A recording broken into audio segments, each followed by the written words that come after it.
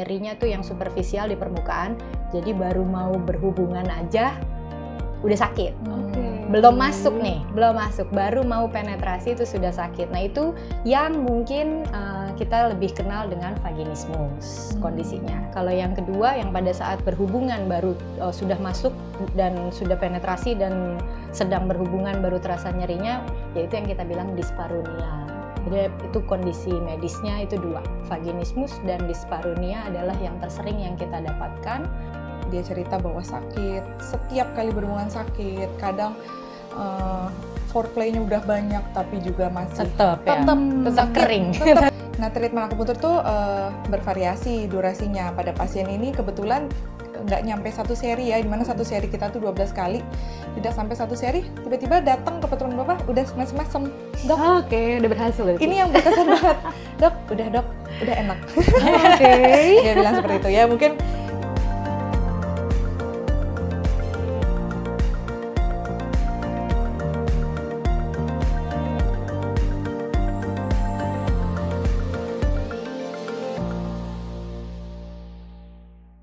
Halo sahabat Bunda, kembali lagi di Bunda Podcast Show. Hari ini kita kedatangan tamu yang sangat menarik dan spesial. Ada Dr. Alfa, spesialis obstetri ginekologi, konsultan uroginekologi rekonstruksi. Dan juga ada Dr. Shali, dokter spesialis akupuntur. Nah, hari ini topik kita sangat menarik nih, Dok. Iya, Karena betul. mungkin banyak perempuan yang mengalami hal tersebut tapi ternyata nggak aware, Dok. Iya. Atau mungkin sekarang udah banyak yang tahu tapi rasa malu untuk konsultasi, Dok, seperti itu. Iya. Nah, topik kali ini kita punya tema dengan judulnya adalah female sexual dysfunction atau disfungsi seksual pada perempuan. Nah, mungkin kita mulai dari Dr. Alfa dulu, Dok. Oke. Apa sih itu disfungsi seksual, Dok, pada perempuan? Ya, baik. Terima kasih, Dr. Agustin. Jadi, memang seperti yang tadi disampaikan bahwa disfungsi seksual pada perempuan itu merupakan masalah yang kayak tip of iceberg gitu ya. Jadi dia tuh sebetulnya banyak, angka kejadiannya tuh banyak, tapi mungkin karena tabu, karena budaya timur gitu, jadi akhirnya ada kendala untuk bisa menyampaikan.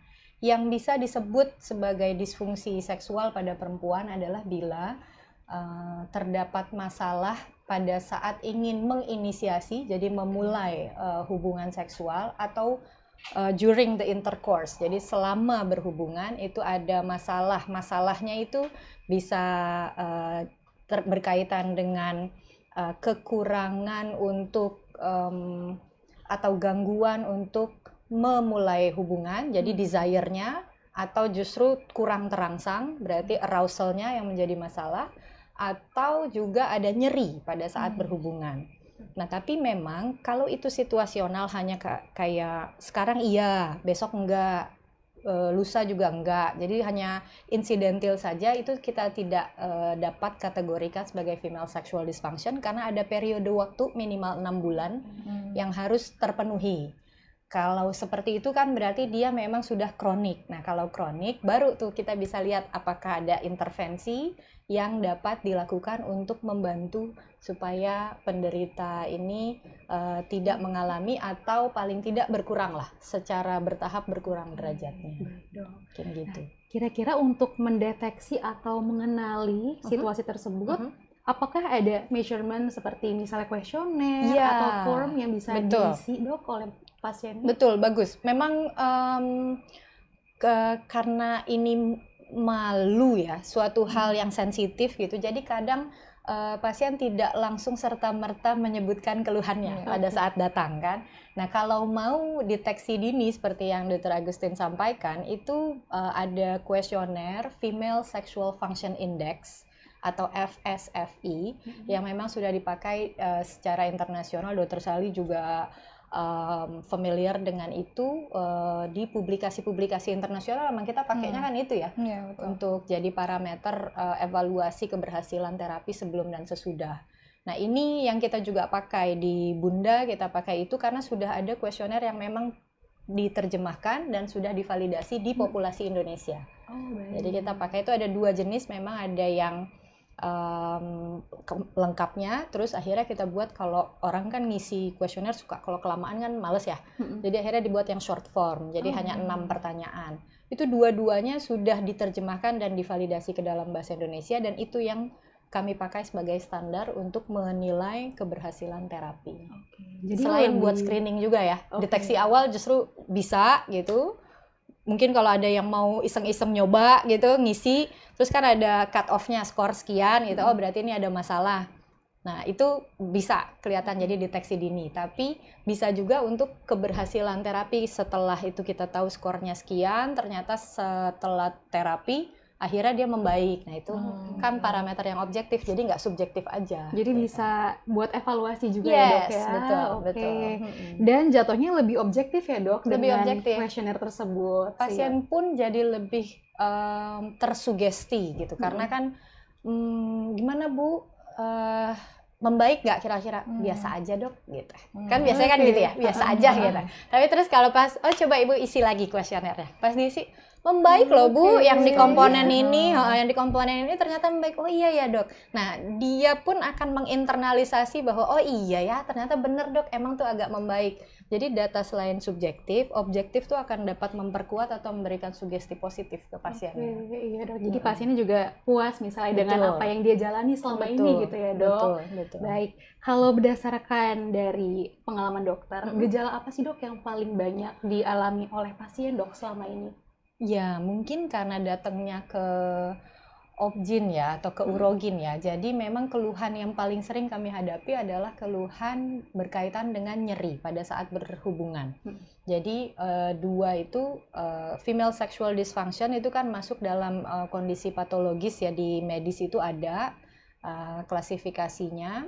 Nah, dia masuk di dalam pain and penetration disorder.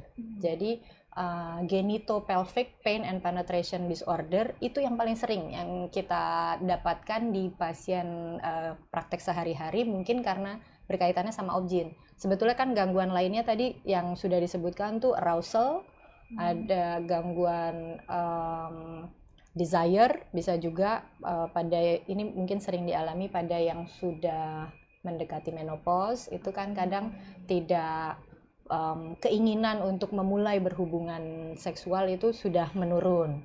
Nah kalau yang itu lebih sedikit porsinya untuk kami dapatkan di praktek sehari-hari, walaupun ada tapi lebih sedikit dibandingkan dengan yang genitopelvic pain and penetration disorder.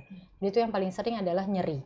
Nah nyeri itu dibagi menjadi dua, apakah dia yang nyerinya tuh yang superficial di permukaan, jadi baru mau berhubungan aja udah sakit, belum masuk, baru mau penetrasi itu sudah sakit. Nah itu yang mungkin kita lebih kenal dengan vaginismus kondisinya. Tapi kalau yang satunya lagi itu yang deep atau yang lebih di dalam, jadi sudah masuk, sudah berhasil penetrasi, during intercourse itu ada nyeri. Nah mungkin nyerinya bisa berkaitan dengan kelainan lainnya, kondisi endometriosis, mungkin ada kista, ada lesi endometriosis di organ sekitarnya, sehingga itu bisa menyebabkan tipenya yang deep pain. Oke, jadi beda-beda ya dok. Memang Makanya beda-beda. konsultasi itu penting ya dok, Betul. untuk tahu dulu sakitnya apa, Betul. dan tata laksananya juga supaya bisa lebih efektif ya dok. Iya, jadi kalau tadi yang superficial atau yang nyerinya adalah pada saat mau penetrasi, itu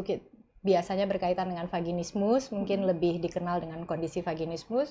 Kalau yang kedua, yang pada saat berhubungan baru sudah masuk dan sudah penetrasi dan sedang berhubungan baru terasa nyerinya, yaitu yang kita bilang disparunia. Jadi itu kondisi medisnya itu dua, vaginismus dan disparunia adalah yang tersering yang kita dapatkan pada kondisi disfungsi seksual perempuan.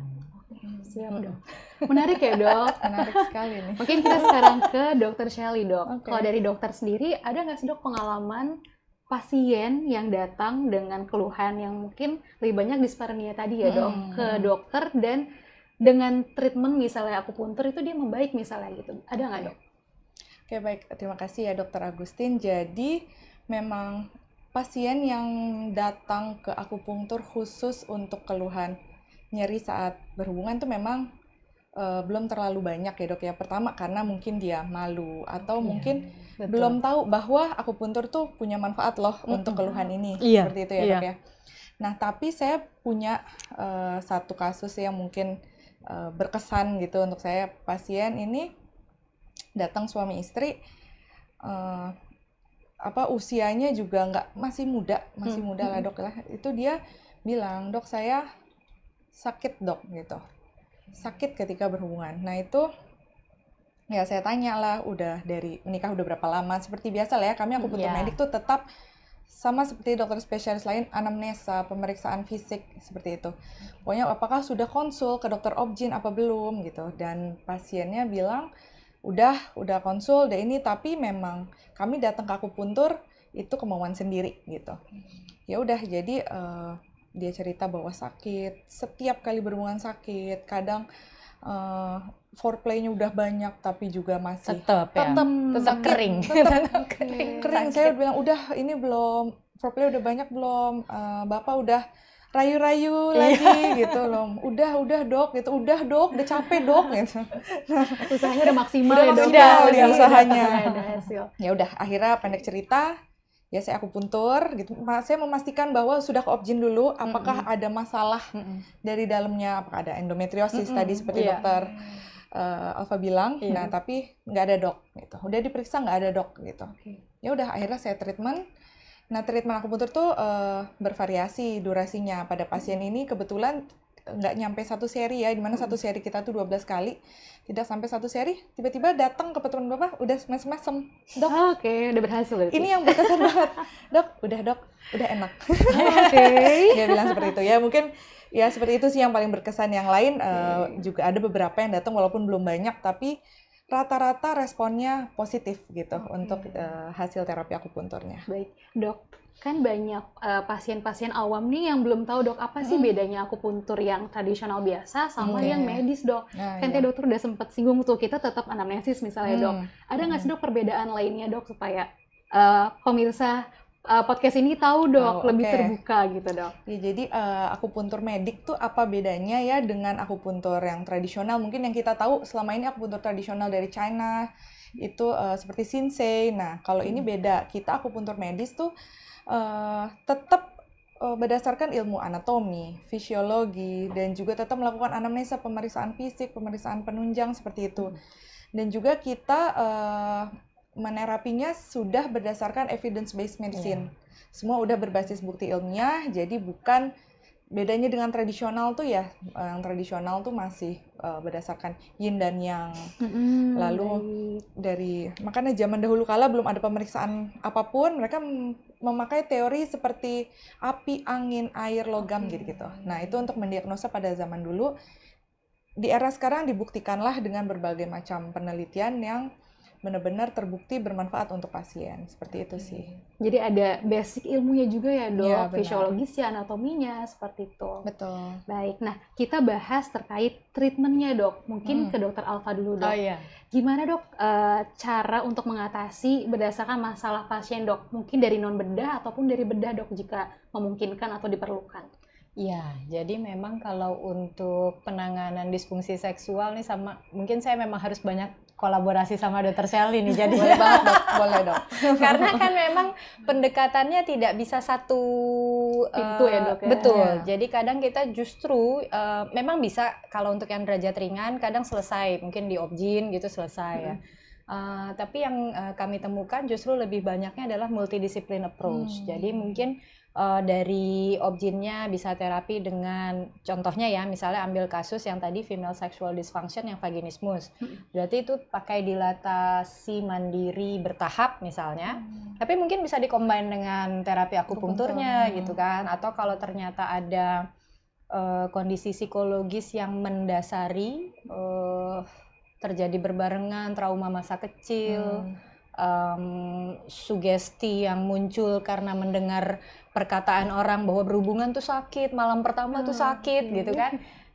Itu butuh mungkin psikoterapi, salah satunya bisa dengan hipnoterapi, itu menjadi salah satu pilihan yang selama ini sudah kami kerjakan. Kadang bisa butuh bantuan beberapa alat lainnya yang juga sudah tersedia di Indonesia. Nah itu kita bisa sekaligus untuk kombinasi. Kalau tadi pertanyaannya apakah semua harus terapi operatif, ternyata tidak. Yang bisa leganya adalah bahwa terapi operatif itu kami butuhkan mungkin pada 20% kasus. Jadi tidak semua butuh injeksi botox, terus pembedahan kalau dia agak, kan kadang tuh himennya yang justru kaku, selaput darahnya yang tebal dan kaku yang menyebabkan sulit untuk melakukan penetrasi.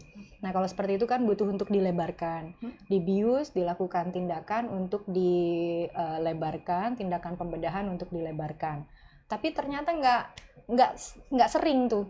Mungkin 20% lah, berarti kan 2 dari 10 lah itu kadang kami membutuhkan intervensi tambahan yang butuh masuk ke kamar operasi dengan pembiusan. Rata-rata akan selesai dengan dilatasi mandiri bertahap atau juga kombinasi tadi dengan hipnoterapi atau nanti kita bisa coba juga dengan akupunktur. Oke, jadi memang ada programnya ya dok, Yes. jadi nggak cuma satu tindakan atau satu Betul. Intervensi. aja, tapi Jadi- memang harus holistik dan komprehensif gitu ya Iya, dok. jadi itu tailor made. Jadi sangat tergantung sama nanti kondisi pasiennya. Jadi tidak bisa nanti kalau pasiennya, oh saya dulu ini vaginismus saya diobatinnya begini, terus yang lain ikut nyobain langsung seperti itu tidak bisa karena memang disesuaikan dengan kondisi masing-masing pasien. Bagaimana bisa melakukan penyesuaiannya? Tentu perlu pemeriksaan dulu, anamnesis. Tadi kan ada kita ngobrol dulu, kita lihat apakah ada riwayat trauma sebelumnya. Tuh yang paling sering tuh kalau anak kecil tuh kan suka ini ya, apa sih, pecicilan, petakilan, apa gitu ya. Jadi kadang suka jatuh terduduk ke ini kursi, gagang kursi gitu, terus kena itu kan hematom atau ada perdarahan di situ. Ada beberapa pasien kami yang ternyata dulunya seperti itu dan ketika mengalami itu kan terus akhirnya harus diperiksa, bolak-balik diperiksa, kan anak kecil agak malu kan. Jadi akhirnya terus dia menanam di alam bawah sadar, saya nggak boleh buka, saya nggak boleh buka, kalau buka itu sakit gitu. Nah itu muncul. Nah kalau yang seperti itu berarti kita tahu, oh ini mungkin kombinasi terapinya dengan hipnoterapi gitu kan, atau psikoterapi gitu. Terus kalau yang ada lagi yang lainnya mungkin apa, ada riwayat jatuh dari sepeda, itu juga mirip kasusnya. Ada juga nih yang betul kejadian sama pasien saya, ada beberapa itu yang karena pernah ini nggak sih, pernah ngalamin kalau sama orang tua suka dibilang kalau duduk tuh harus nutup. Perempuan baik-baik tuh nggak boleh kebuka kalau duduknya gitu kan. Nah itu ternyata diterima mentah-mentah gitu ya. Nah bagaimana caranya mau berhubungan kalau nggak kebuka gitu kan. Pasti kan harus ngebuka ya. Jadi kalau itu di alam bawah sadarnya dia bilang, saya harus nutup, saya nggak bisa kebuka, saya nggak bisa kebuka. Ya sampai kapanpun tentu tidak akan bisa dimulai itu penetrasinya kan. Nah kalau kayak begitu tuh kita perlu, akhirnya mungkin sesi psikoterapinya akan jauh lebih dominan berperan dibandingkan terapi anatomisnya, karena mungkin sebenarnya kalau vaginismus tuh kan kontraksi otot vagina yang involunter, tidak bisa dikendalikan, dia memang berkontraksi aja tanpa disadari kan. Nah kalau tidak ada bahaya mengancam, maka dia tidak akan ada refleks berkontraksi itu. Kalau psikoterapinya sudah berhasil, maka sebetulnya kami tidak berperan apa-apa lagi. Karena cukup dengan dilatasi mandiri bertahap untuk membiasakan otot vagina, ketika ada pressure, ada yang mau masuk, ada yang menekan, maka dia akan berelaksasi. Refleksnya jangan sampai ketika ada tekanan di area kemaluan justru malah ngempit, jangan, karena kan itu justru kontraproduktif, nggak bisa masuk ya jadinya. Jadi dia harus bisa untuk relaksasi. Mungkin kombinasi-kombinasi itulah yang kita perlu di anamnesis, dari ngobrol-ngobrol dulu untuk tahu riwayatnya, apa yang menjadi keluhan, utamanya di sebelah mana gitu kan, apakah di nyerinya atau memang di takut yang dibayanginnya gitu. Mungkin termasuk sama ini juga pemeriksaan ya fisik. dok, misalnya Kombinasi. dia ada masalah dengan pasangan itu juga ngaruh ya dok, Iya. ternyata ya dok. Betul. Dan itu mungkin lumayan banyak ya dok. Jadi saya kalau jadi patokan ya salah satunya nih Dokter Agustin, tapi ini kan sifatnya individual.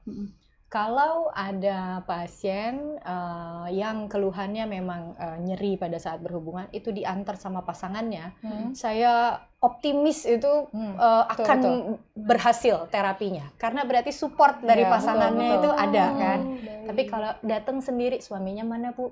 Sibuk dok, di kantor nggak bisa izin. Oke, mudah-mudahan yang berikutnya bisa ya gitu. Karena kita positive thinking bahwa mungkin memang tidak bisa saat itu. Tapi kalau setiap kali visit itu memang sendiri, maka akan lebih lama durasi untuk bisa sembuh dan berhasil terapinya itu akan lebih lama dibandingkan yang memang support dari pasangannya itu tinggi. Karena dilatasi mandiri bertahap itu kan memasukkan dilator ke vagina, kadang tidak bisa dilakukan sendiri, dia butuh pasangannya untuk membantu mengarahkan. Kalau misalnya pasangannya ada di situ kan kita sambil ngasih tahu, sambil konseling kan, ngasih tahu bahwa ini masukinnya seperti ini ya Pak, nanti Bapak arahin begini. Ya, ngerti? Itu biasanya tuh ya kayak mungkin 1 bulan ya, berarti 4 mingguan atau 5 minggu itu udah berhasil ya? dok gitu. Cepat gitu. Langsung percaya diri ya dok. Berhasil gitu kan. Karena kan mungkin dilatornya itu awalnya kan beliaunya yang masukin, tapi kan terus lama-lama beliaunya juga jadi bisa mengarahkan pada saat actual intercourse kan. Akhirnya jadi bisa untuk oh iya kayak gini rupanya caranya gitu. Jadi bisa karena terbiasa ya dok. Betul. Jadi support pasangan memang penting. Personal relationship antara pasangan itu salah satu faktor penting yang akan berpengaruh untuk keberhasilan terapi. Berarti kalau konsultasi harus bawa pasangan ya dok. Biar kalau bisa begitu juga merasa tersupport gitu ya dok. Kalau bisa begitu. Jadi nanti kita akan lebih efisien untuk bisa menjelaskan apa yang sebaiknya dilakukan selama terapi. Baik, oke. Sekarang kita ke Dokter Sally. Oke. Gimana peran akupuntur dok dalam menata laksana female sexual dysfunction? Kemudian kayak misalnya akupuntur, ada nggak sih dok titik-titik tertentu untuk akupunturnya dok? Oh ya, oke. Mungkin yang awam-awam butuh penjelasan dok supaya lebih terbuka lagi.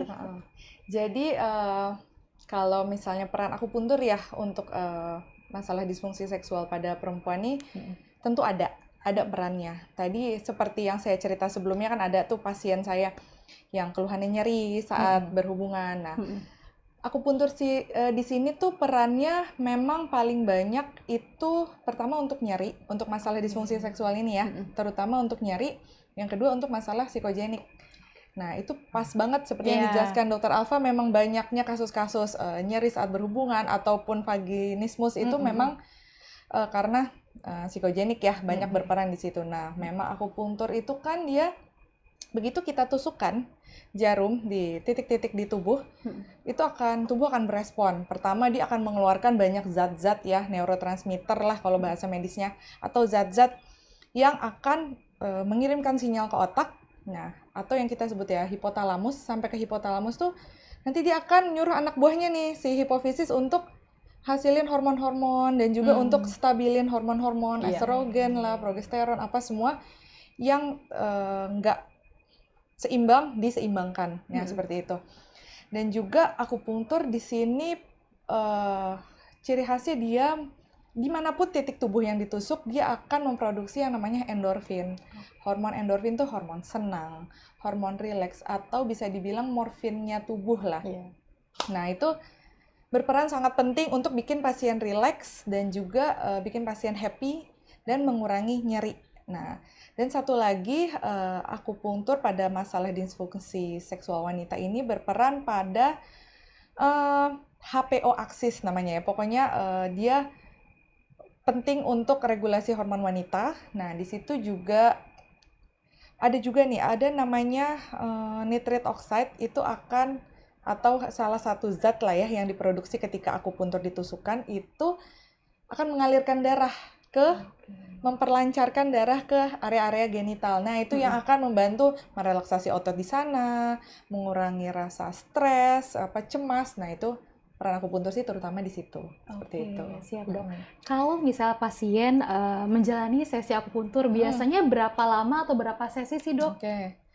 Oh tadi yang sebelumnya titik-titik ya? Titiknya. Mungkin Karena takutnya di mana titiknya. Aduh, nggak ngebayangin Kalau tuh. ngebayangin, Masalahnya di situ, takutnya titiknya di situ dok gitu. Enggak, ya tenang. dok. Kita nggak pernah menusukkan di area genital, Oke. baik pria maupun wanita. Ya. Memang sudah ada titik-titik yang berdasarkan evidence base ya, atau ada bukti ilmiahnya itu ditusukkan rata-rata sekitaran bawah perut bawah gitu, Oke. perut bagian bawah. Nah, akupuntur itu kan juga nggak hanya lokal ya, dia semuanya diregulasi lah. Nah, itu juga untuk titik-titik hormon seperti tadi itu ada di tangan, di kepala, di kaki. Nah, itu kita semua kombinasi titiknya. Jadi seperti itu sih. Jadi tenang aja, nggak ditusukkan di area yang intim, nggak kok. Gitu. Tapi saya pernah itu akupunktur, walaupun itu jarum ya yang masuk, tapi kan nggak sakit ya? Enggak Karena kan kecil banget itu kan. Hampir setipis jarum, hampir setipis rambut, maaf. Iya. Jarum akupuntur. Jadi namanya ditusuk jarum pasti adalah rasanya. Tapi nggak sakit. Tapi nggak sakit. Kalau dibayanginnya kayak suntik jarum infus atau enggak. Besar ambil itu ya, darah, Dok? Bagai langit dan bumi, jauh. Iya, karena kan Gitu. biasanya awam tuh kalau lihat jarum pasti takut ya dok Iya. ya, padahal nggak kerasa sama sekali mungkin ya dok. Hampir nggak terasa. Oh, untuk sesinya biasanya satu seri akupuntur itu 12 kali kita melakukan terapinya. Tapi ini masih juga tergantung masing-masing pasien, itu beda-beda. Kita follow up terus di setiap sesinya bagaimana progres kesembuhannya. Nah, itu akupuntur sekali terapi itu secara teori bertahannya awalnya itu 3-4 hari. Makanya harus diulang gitu. 2 kali seminggu atau minimal banget misal pasien sibuk tuh 1 kali seminggu lah. Itu harus, karena di awal-awal kita harus komitmen ya, Bu, Pak, terapi akupuntur tuh harus rutin. Kalau bolong-bolong percuma. Ibaratnya ngulang dari awal lagi kayak gitu. Jadi kita harus yakinkan pasien mau konsisten, mau komitmen terapi sampai tuntas gitu. Jadi sampai teorinya sampai 12 kali, tapi tetap kita balik lagi ke perkembangan penyakit pasien. Jadi bisa lebih cepat juga ya dok, Bisa, tergantung bisa. respon pasien Betul. tadi. Bisa. Dan tingkat keberhasilannya dok, apakah berpengaruh dok, misalnya pasien putus di tengah jalan sama pasien yang full ikut terapi dok? Oh iya, itu tentu jauh ya, berbeda ya. Kayak tadi saya sebutkan, kalau misalnya pasien putus di tengah, itu akan ngulang dari nol lagi gitu. Karena terapi akupuntur tuh harus simultan terus Dan gitu. konsisten ya dok? Konsisten benar. Baik. Harus konsisten hingga mencapai yang dinamakan efek akumulasi, yaitu efek akupuntur akan bertahan cukup lama gitu untuk terapi-terapi segalanya ya, bukan hanya masalah disfungsi seksual aja seperti itu. Kemudian mungkin untuk evaluasi lagi pakai skor yang tadi ya dok, biar FSFI lebih itu Iya, kan benar-benar. Dr. Ruseli juga tahu kan memang kita evaluasinya pakai itu. pakai yang terstandar, kuesioner terstandar, tervalidasi, internationally accepted gitu ya, emang Female Sexual Function Index atau FSFI. dan sudah ada terjemahannya di Indonesia Udah, ya udah dok, ada, jadi udah lebih ada, udah ada. relate, lebih Betul. objektif juga. Betul. Baik, dok. Kira-kira kan masalah disfungsi seksual mungkin bisa di-prevent nih dok. Ada nggak sih dok tips untuk supaya perempuan mungkin yang bahkan belum menuju ke sana, belum berhubungan, ada nggak sih dok tips and trick supaya tidak mengalami hal seperti itu dok? Misal vaginismus atau misalnya ada masalah lain. Iya, mungkin kan secara umum karena ini female sexual dysfunction kaitannya belum tentu bisa saja yang vaginismus atau yang disparuni atau yang tadi gangguan yang desire, arousal atau orgasm itu ya.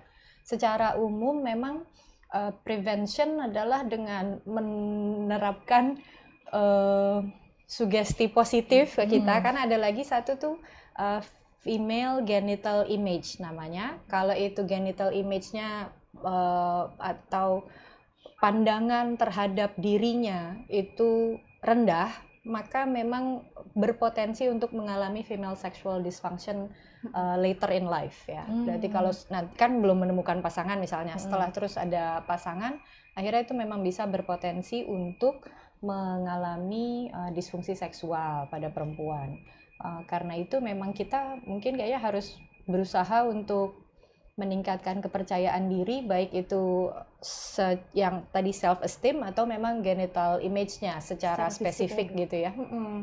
Karena ada yang tadi saya memang belum sebut itu, kalau genital image rendah, kadang kan ada yang saya mau labianya dikecilin atau vaginanya sepertinya longgar jadi mau dikencengin gitu, tapi sebetulnya ketika diperiksa ternyata tidak ada kondisi yang membahayakan atau yang tidak normal gitu. Berarti kan yang harus diperbaiki adalah image terhadap dirinya sendiri kan.